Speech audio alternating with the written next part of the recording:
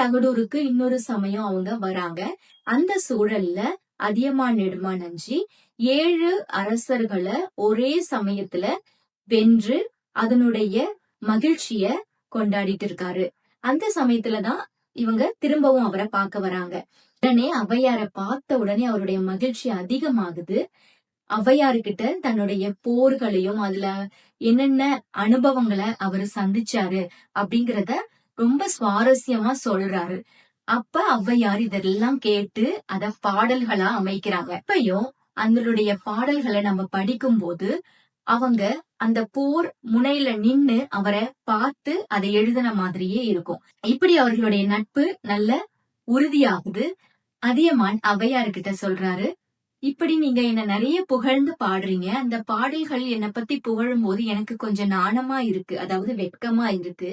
இருந்தாலும் அதனை நல்லா உள்ளார்ந்து படிக்கும் போது அதனுடைய தமிழ் சொற்கள் என்ன ரொம்ப மகிழ்விக்குது அப்படிங்கிறாரு. அப்பதான் ஔவையாருக்கு தமிழ் மீது அவர் கொண்ட அன்பு வெளிப்படுது. அதையும் கூட அவங்க பாடல்களா எழுதுறாங்க.